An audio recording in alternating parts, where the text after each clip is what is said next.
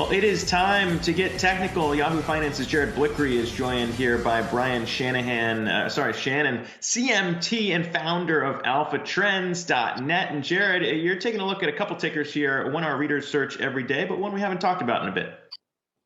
Yeah, and we're going to start with Beyond Meat. And the reason I haven't talked about it in a while is because it's been largely going sideways. Brian, I want to ask you, what are you seeing in this stock right now? You see some signs of life.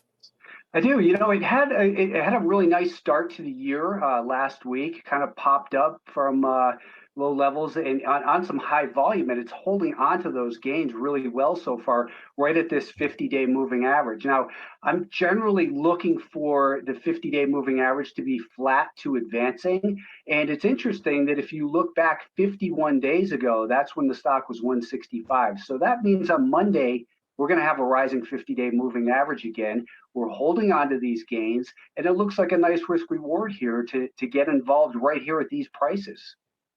And you got a couple of other lines on here. Anchored Vwap, I know it well. We have it on our website available. Actually, we had it implemented because of your promotion of it. Can you explain to the viewers what it is and how you use it to trade?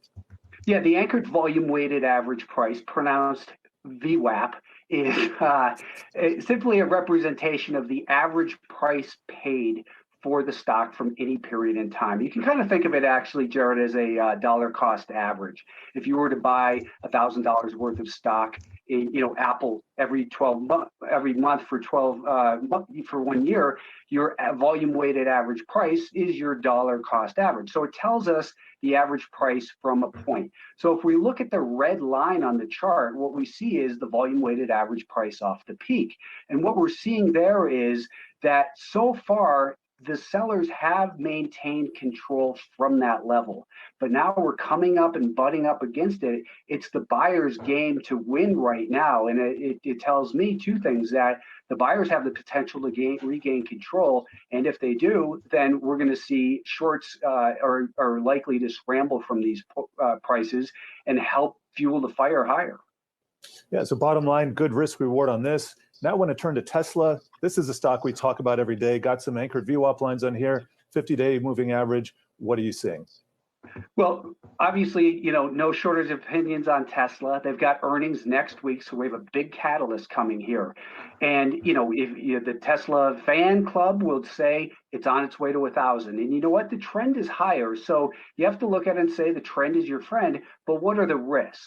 Would I want to be involved here with fresh purchase? Not personally. I think there's a couple of things that we can measure risk against, and that's what the name of the game here is: risk management. So the year-to-date volume weighted average price often becomes a benchmark for institutions to measure, do we want to lighten up on Tesla if it's below the volume weighted average price for the year?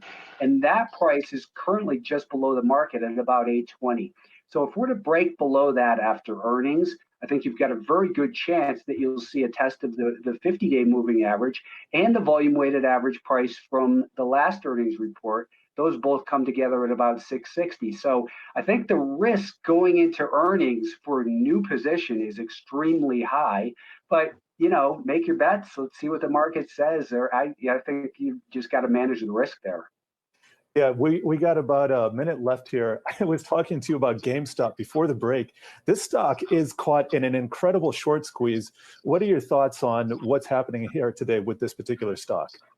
I think a lot of times what happens with a short is the stock will go up and people will look at it and say, hey, that's just GameStop, no big deal. It's up too much. It's not worth it, whatever. So they'll try to go in and short the stock. And then the stock rallies 10% and they cover. And then what happens is, it becomes kind of a perpetual short squeeze machine. It's a game of musical chairs.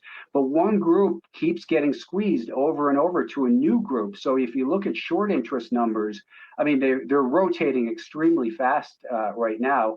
So, it's a game of musical chairs. And if you're involved in it, I'd say, if you're looking to short it, wait for it to break down. There's no such thing as up too much if people are still willing to buy it. And so far they are in GameStop. Good advice, Brian. Thank you for joining us here. Zach, I'm going to send it back to you. Thanks for having me on, Jared.